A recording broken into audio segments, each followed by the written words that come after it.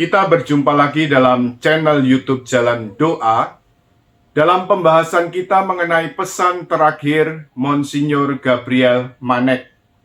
Kalau kita lihat pesan terakhir Monsinyur Gabriel Manek secara keseluruhan, yaitu jagalah api yang sedang menyala ini. Yesus harus diwartakan dan misi harus selalu dilanjutkan. Kita akan melihat pesan kedua dari Bapak Monsinyur, yaitu tentang Yesus harus diwartakan. Bapak, Ibu, saudara-saudari yang dikasihi Tuhan Yesus, saya teringat beberapa tahun lalu, saya sering mengikuti juga perayaan Ekaristi yang dipimpin oleh seorang imam, Projo Keuskupan Ruteng. Beliau seringkali berkhotbah tentang ini, bahwa seorang tidak dapat memberikan sesuatu dari apa yang tidak dia miliki. Atau dalam istilah Latinnya, nemo dat quod non habet. Seorang tidak mungkin dapat memberi sesuatu kalau dia tidak memiliki. Demikian juga ketika Monsinyur Gabriel Manek menjelang saat-saat terakhir hidupnya menyampaikan pesan, Yesus harus diwartakan karena beliau telah lebih dulu memiliki Yesus. Memiliki Yesus sebagai Tuhan dan penyelamatnya secara pribadi. Dan sungguh-sungguh menjadikan seluruh kehidupannya, dalam seluruh karyanya, Yesus sungguh-sungguh menjadi pusat kehidupannya. Bapak, Ibu, saudara-saudari yang dikasihi Tuhan Yesus, sebagaimana dalam Injil kita lihat, dalam Injil Yohanes bab 14 ayat 6. Akulah jalan dan kebenaran dan hidup. Tidak ada seorang pun yang dapat datang kepada Bapa kalau tidak melalui aku. Kita percaya dalam iman bahwa Yesus adalah Tuhan dan penyelamat kita. Demikian juga dalam seluruh hidup dan juga karya Monsinyur Gabriel Manek. Beliau sungguh-sungguh mengimani Yesus sebagai Tuhan dan penyelamatnya secara pribadi. Seluruh hidupnya telah dibaktikan dan diserahkan kepada Kristus. Karena beliau mengikuti panggilan Tuhan secara khusus sebagai imam SWD. Kemudian juga oleh panggilan Tuhan beliau diberikan tugas penggembalaan, jadi menjadi uskup dan juga akhirnya uskup agung Ende. Seluruh hidupnya, seluruh hatinya dibaktikan kepada Tuhan Yesus. Bapak, Ibu, saudara-saudari yang dikasihi Tuhan Yesus, dari riwayat hidupnya juga dapat kita lihat bagaimana yang diperjuangkan dalam segala pelayanan dan karyanya adalah kemuliaan Tuhan kita Yesus Kristus. Bahkan di tengah-tengah kesulitan, ketika harus melayani dalam pelayanan pastoral, dalam tugas penggembalaan. Ketika pada masa pendudukan Jepang, imam-imam misionaris Eropa ditangkap oleh Jepang, maka dalam keterbatasan tenaga, yaitu imam-imam pribumi yang sangat terbatas, beliau juga artinya melayani dalam lingkup yang cukup luas, menggembalakan umat di Flores Timur, lalu kemudian memberikan perhatian juga secara khusus untuk orang-orang yang terpinggirkan. Bahkan kemudian oleh penjajah Jepang, orang-orang kusta ini dikumpulkan di pulau tertentu.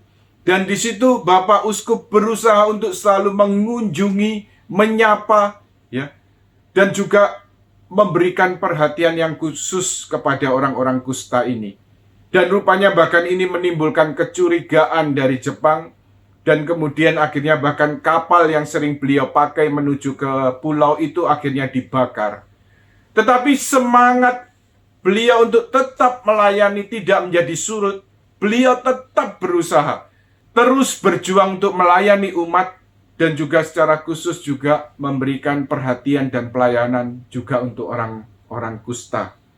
Kita lihat bagaimana sungguh-sungguh Yesus menjadi tujuan kehidupan dari Monsinyur Gabriel Manek.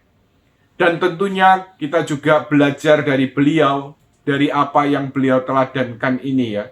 Jadi kalau kemudian sampai akhirnya ya satu ketika setelah proses dapat dilalui, proses demi proses dapat dilalui, dan kemudian sampai akhirnya Monsinyur Gabriel Manek digelarkan orang kudus, entah menjadi beato, entah menjadi santo, kita lihat bagaimana justru doa-doanya akan menghantar kita kepada Tuhan Yesus. Untuk semakin mengenal Tuhan Yesus, untuk semakin mengasihi Tuhan Yesus, untuk mengalami kasih Yesus yang melampaui segala pengertian.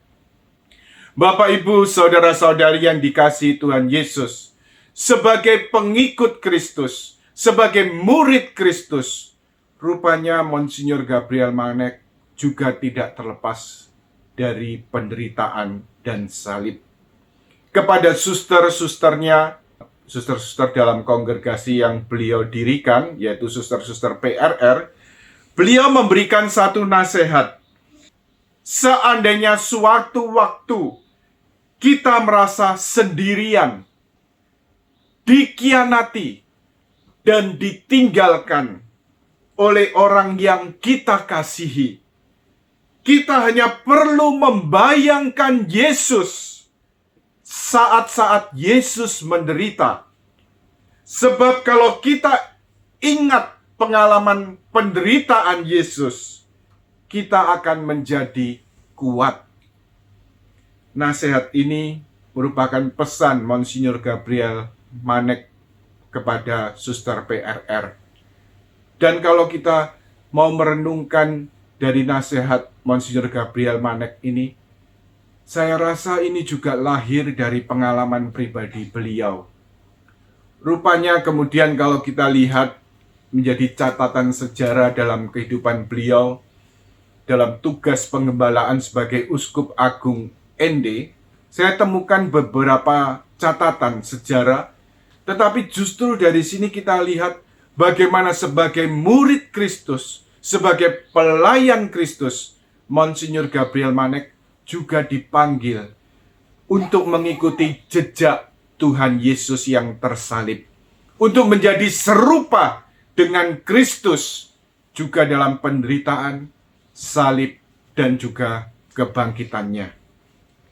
Dalam tugas penggembalaan sebagai Uskup Agung Ende, Monsinyur Gabriel Manek kemudian akhirnya mengundurkan diri sebagai Uskup Agung Ende pada 19 Desember 1968 dan kemudian diberikan gelar Uskup Agung tituler Bava Galliana.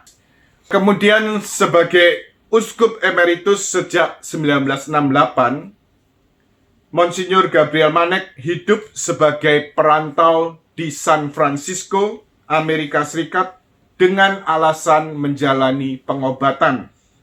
Namun konon terjadi konflik yang begitu keras yang terjadi di Keuskupan Agung Ende pada waktu itu, dan beliau mendapat tekanan yang begitu berat sehingga akhirnya beliau memutuskan untuk mengundurkan diri dari jabatan Uskup Agung Ende dan kemudian berpindah ke Amerika. Jadi catatan sejarah ini juga dapat dijumpai dalam Wikipedia ya. Kemudian ada catatan sejarah yang lain yang saya kutip dari sebuah artikel yang berjudul "Kamu dan Kami yang tergeser", ditulis oleh Suster Maria Ansila PRR, dan kemudian dimuat dalam majalah edisi spesial hari ulang tahun yang kelima dari SMGM, Sahabat Monsinyur Gabriel Manek, 25 April 2022. Saya bacakan kutipan artikel ini. Langkah-langkah hidupmu spektakuler mengukir kasih. Namun entahlah, segelintir saudara-saudaramu berjuang menghapus kipramu dari bumi Nusantara ini. Lengser dari tahta Keuskupan Agung Ende. Di mata hatimu, Jabatan itu adalah kesempatan untuk melayani. Ketika perpecahan terjadi dalam tubuh pelayanan Bunda Gereja lokal, pilihanmu adalah turun dari tata pelayanan. Bagimu Bapakku Monsinyur Gabriel Manek yang mulia, pilihan pada kesatuan tubuh gereja dan melayani orang lain lebih penting daripada mempertahankan status dan menghabiskan seumur hidup untuk mengejar kesuksesan. Jadi kalau kita lihat dari kutipan ini, ya, bagaimana seorang Monsinyur Gabriel Manek dalam tugas pengembalaan beliau sebagai Uskup Agung Ende, tetapi juga beliau menghadapi realitas penderitaan dan salib yang harus dipikul bersama Kristus. Bagaimana beliau seorang yang tulus, seorang yang sungguh-sungguh mencintai tugas penggembalaan, bagaimana melihat jabatan Uskup Agung ini sebagai satu amanat untuk melayani. Tetapi rupanya, ya, masih ada pihak-pihak yang berusaha untuk melengsarkan beliau, ya. Tetapi akhirnya beliau memilih jalan yang terbaik supaya perpecahan itu tidak semakin besar. Beliau memilih untuk mengundurkan diri dari jabatan Uskup Agung Ende, dan beliau kemudian memilih untuk pindah ke Amerika, mengundurkan diri dan pindah ke Amerika juga dengan alasan berobat. Tetapi kita lihat bagaimana setelah berobat, ya, dalam waktu yang tidak terlalu lama, kemudian selanjutnya beliau lanjutkan, ya, kehidupan dan juga pelayanan karya beliau terus berlanjut. Bagaimana beliau di Amerika juga melayani di antara orang-orang kulit hitam dan juga di antara orang-orang Indian. Bagaimana kemudian beliau juga diterima di antara orang Indian, bahkan kemudian diangkat sebagai ketua suku. Bapak, Ibu, saudara-saudari yang terkasih dalam Kristus, kita lihat satu sosok Monsinyur Gabriel Manek sebagai seorang murid Kristus, sebagai seorang pelayan Kristus, di mana seluruh kehidupan, seluruh hatinya, seluruhnya berpusat pada satu pribadi yang beliau abdi, pada satu pribadi yang beliau abdi dan beliau cintai, yaitu Tuhan kita, Yesus Kristus. Sehingga kemudian pada akhirnya hanya satu kerinduan, yaitu untuk mewartakan Tuhan Yesus. Karena itu satu pesan terakhir ini disampaikan oleh beliau kepada kita semua, seluruh umat Allah. Yesus harus diwartakan. Dan sebelum kita dapat mewartakan Tuhan Yesus yang hidup, kita juga harus lebih dulu menerima Tuhan Yesus sebagai Tuhan dan penyelamat kita secara pribadi. Kita juga perlu untuk memiliki suatu relasi yang pribadi dengan Tuhan Yesus. Kita perlu menjalin persahabatan dengan Tuhan Yesus dan sungguh-sungguh menjadikan Yesus sebagai Tuhan dan penyelamat kita secara pribadi. Bapak, Ibu, saudara-saudari yang dikasihi Tuhan Yesus, inilah pesan kalimat yang kedua dari pesan terakhir Bapak Uskup Monsinyur Gabriel Manek.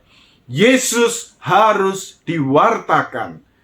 Karena hanya di dalam Yesus, sebagaimana yang telah dinyatakan Tuhan, akulah jalan, kebenaran, dan hidup. Tidak seorang pun dapat sampai kepada Bapa kalau tidak melalui aku. Yesuslah Tuhan dan penyelamat.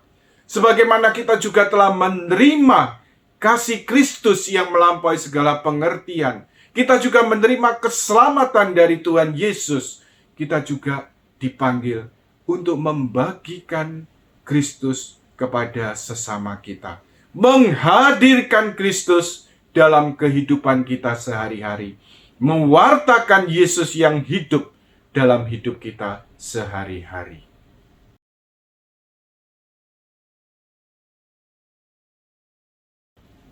Mari kita hening sejenak. Kita sadari akan satu panggilan sebagaimana yang diungkapkan Monsinyur Gabriel Manek pada pesan kedua ini. Yesus harus diwartakan.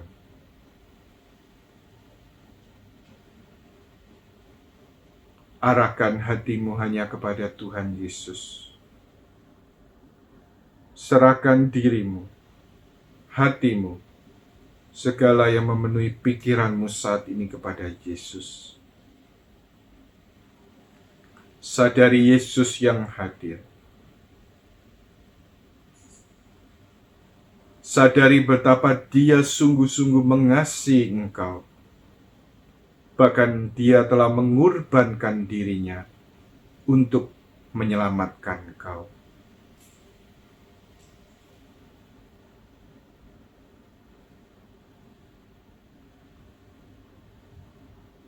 Jangan takut untuk datang kepada Tuhan Yesus saat ini.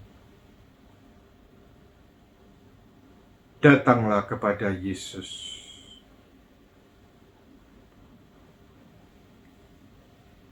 Datanglah Yesus. Datanglah Yesus. Datanglah Yesus. Jamalah hatiku. Datanglah Yesus. Datanglah Yesus. Datanglah Yesus. Jamalah hatiku. Iranamaya shikaralaya. Iranamaya shikaralaya. Iralaya shikyaralaya. Iaralaya. Serahkan kekhawatiran-kekhawatiranmu kepada Tuhan.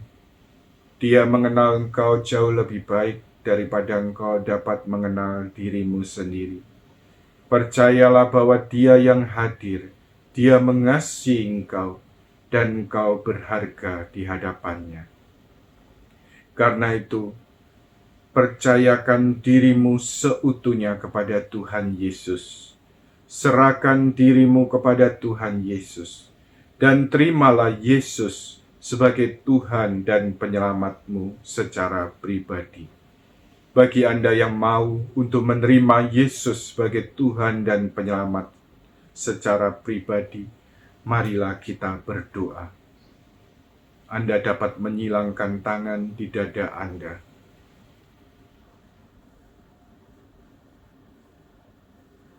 Tuhan Yesus Kristus, kami bersyukur dan memuji Engkau. Kami memuliakan Engkau. Terima kasih untuk kehadiran-Mu. Kami bersyukur untuk Engkau yang hadir saat ini. Datanglah dengan kuasa Roh Kudus-Mu Tuhan, dan mampukan kami untuk sungguh-sungguh dapat menerima Engkau sebagai Tuhan dan penyelamat kami secara pribadi, untuk menjadikan Engkau pusat kehidupan kami. Yesus, saya mau, mari ikuti saya. Tuhan Yesus, saya mau menerima Engkau sebagai Tuhan dan penyelamatku secara pribadi. Terima kasih Tuhan Yesus. Terima kasih Tuhan Yesus. Kami bersyukur dan memuji Engkau. Kami memuliakan Engkau. Terima kasih Tuhan Yesus. Sebab Engkaulah Tuhan dan pengantara kami, kini dan sepanjang masa. Amin. kemuliaan kepada Bapa dan Putra dan Roh Kudus, seperti pada permulaan, sekarang, selalu, dan sepanjang segala abad. Amin. Dalam nama Bapa dan Putra dan Roh Kudus. Amin. Tuhan memberkati.